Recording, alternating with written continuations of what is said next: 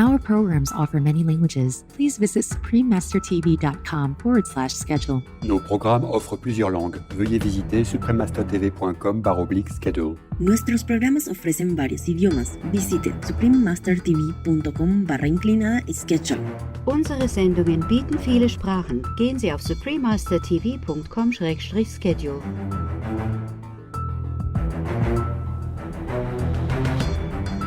Scientists estimate that more than 6 out of every 10 known infectious diseases in people can be spread from animals, and 3 out of every 4 new or emerging infectious diseases in people come from animals. This is known as zoonotic disease transmission.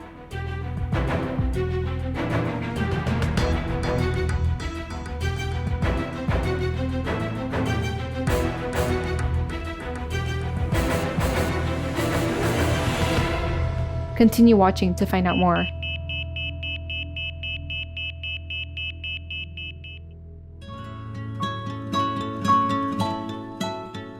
Greetings, brilliant viewers. My name is Lydia. The people of picturesque Montserrat wish that your days are filled with vitality and spiritual upliftment.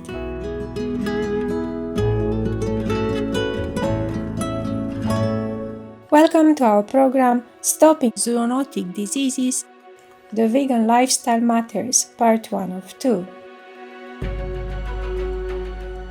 This two-part series focuses on certain epidemics and pandemics from the past 2 decades that have killed many, such as severe acute respiratory syndrome or SARS, Ebola, swine flu, avian flu, and coronavirus, and their roots in meat consumption or animal livestock raising or both.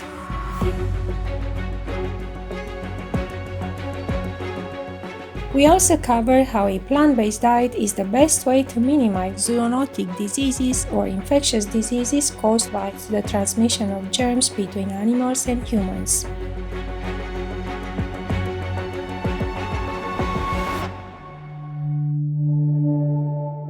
The United States Centers for Disease Control and Prevention, or CDC, states, scientists estimate that more than 6 out of every 10 known infectious diseases in people can be spread from animals, and 3 out of every 4 new or emerging infectious diseases in people come from animals. This is known as zoonotic diseases transmission.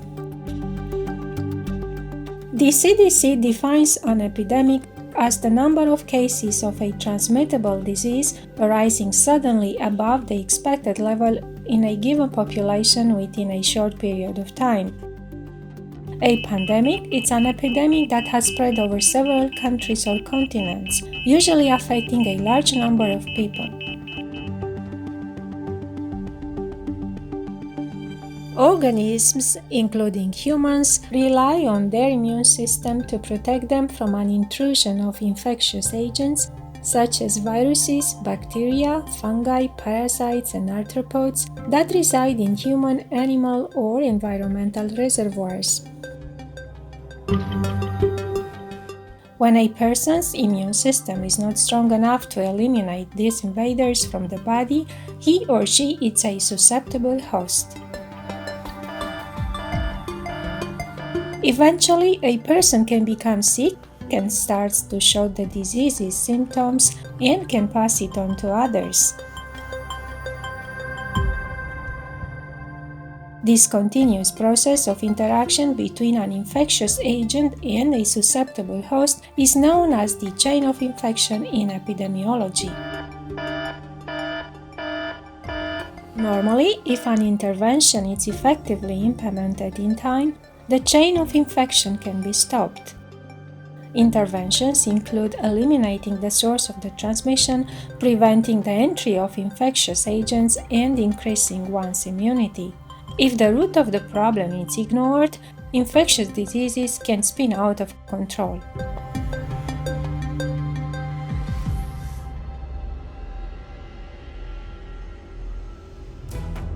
On November 16, 2002, the first case of atypical Pneumonia was reported in the Guangdong province in southern China.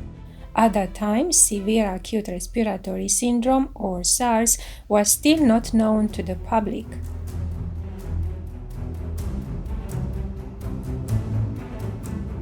After reports of SARS outbreaks in Aulac or Vietnam, Canada, Hong Kong, and Taiwan or Formosa, the World Health Organization or WHO issued a global alert for the condition in March 2003. By the end of 2003, SARS had spread to 29 countries and regions, with 774 of the 8,000 plus infected globally succumbing to the disease.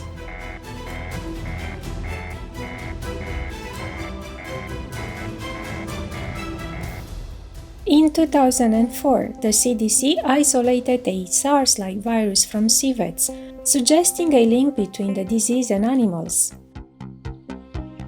The association between civets and humans was also discussed in an emerging infectious disease journal article published in 2005.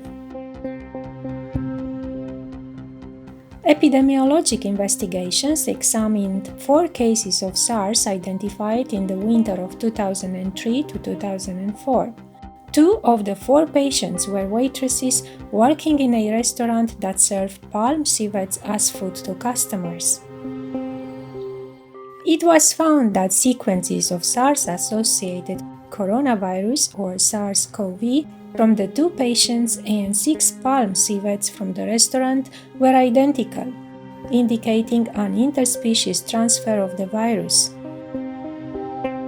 WHO notes the current thinking is that the pathogen likely originated in bats, jumped to civets, and then moved to humans.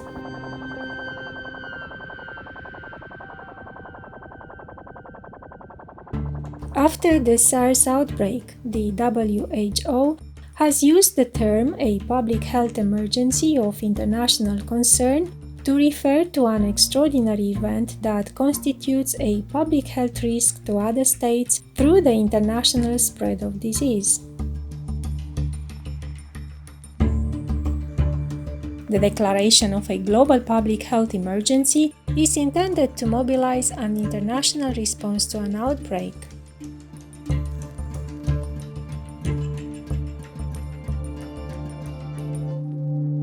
Since this framework was introduced in 2005, it has only been declared 6 times, and 4 of those events have one thing in common. The culprit of the swine flu, or H1N1 in 2009, the 2014 to 2016 Ebola and 2018 Ebola outbreak in Africa, and now the coronavirus, was the migration of germs from animals to humans.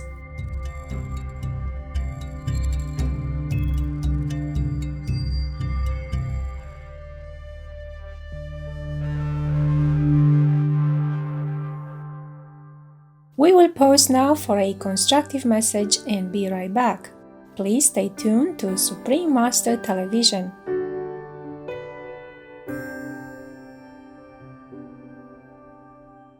Welcome back to our program, Stopping Zoonotic Diseases, The Vegan Lifestyle Matters, Part 1 of 2.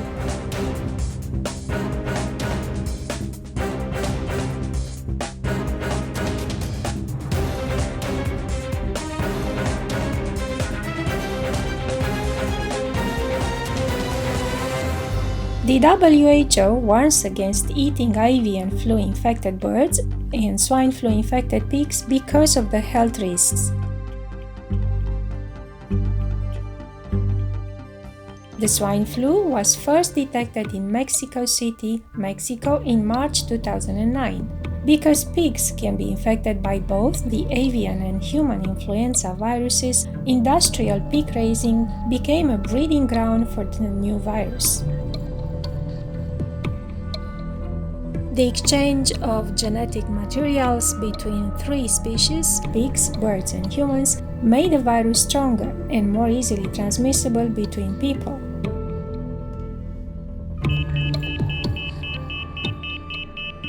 Similarly, the Ebola outbreak, which was caused by the Ebola virus found in fruit bats in African rainforests, was linked to bushmeat hunting and eating. The zoonotic Ebola virus can cause fatal hemorrhagic fever marked by internal and external bleeding.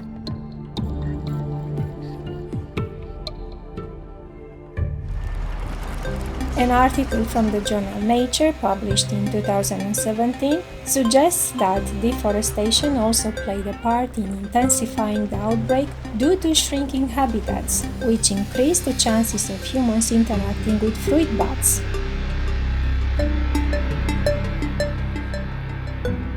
It turns out that Mother Nature has already warned humanity about the meat-eating habit. The simple solution of adopting a vegan lifestyle to prevent zoonotic epidemics has been known for a long time. However, this obvious answer has been ignored, and the medical, economic, and social costs of diseases like H1N1 are tremendous and drain a nation's financial resources.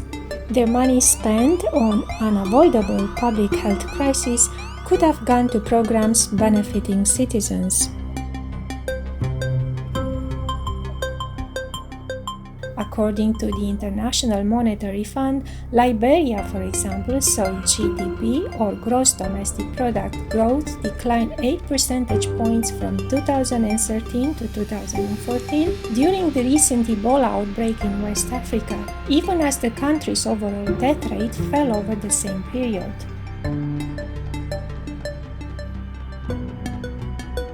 Eating meat and animal livestock raising increases the chance of cross-species infection.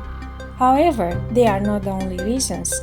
The underlying cause of humans getting infected by illnesses goes deeper than that.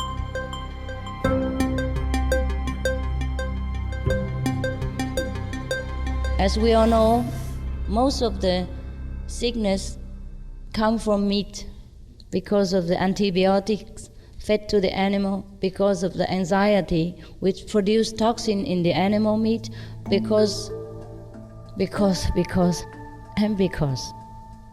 we eat all these antibiotics and our body lose their resistance to the disease. Our body normally can fight the disease, but because we are fed with so much antibiotic meat, therefore our body become weakened, and the resistant system become out of order. Therefore, any kind of disease affect us and kill our life. And it is a pity.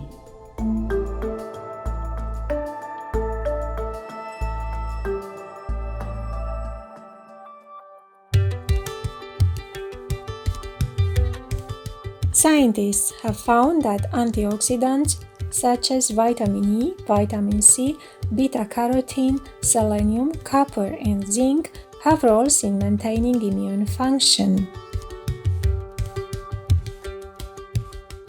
This means that a diet that is rich in antioxidants can regulate one's resistance to bacteria, viruses, and parasites. And a plant-based diet is exactly what we need.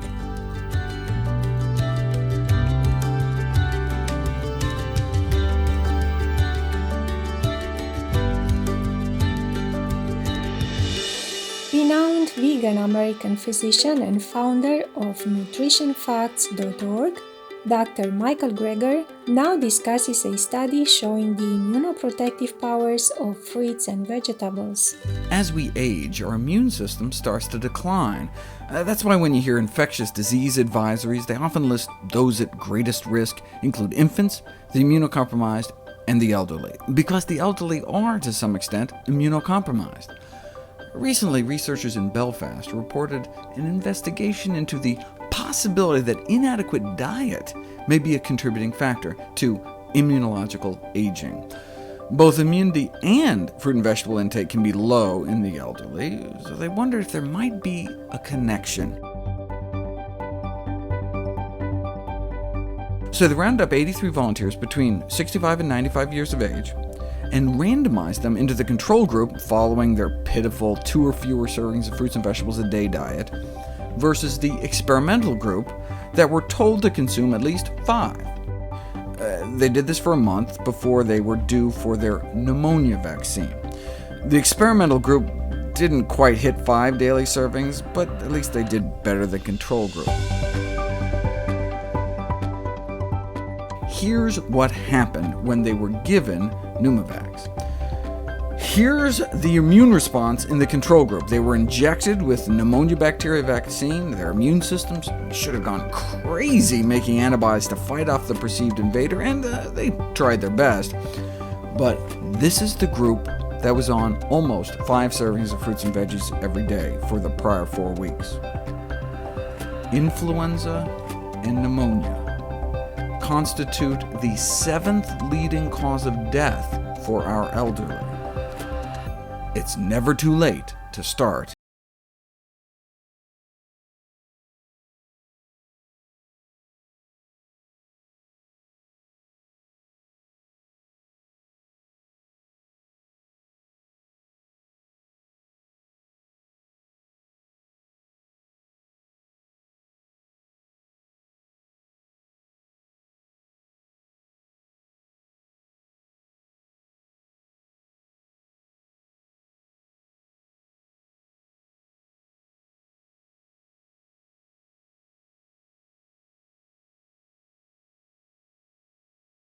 Coronavirus or COVID-19, please visit who.int.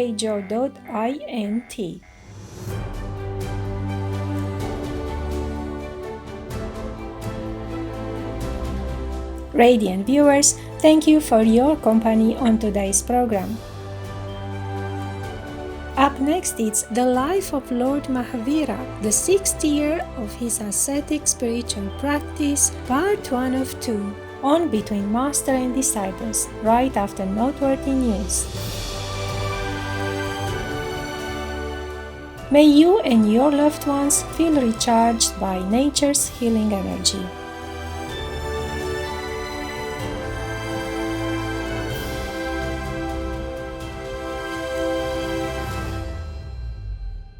Our programs offer many languages. Please visit suprememastertv.com/schedule and suprememastertv.com/HL.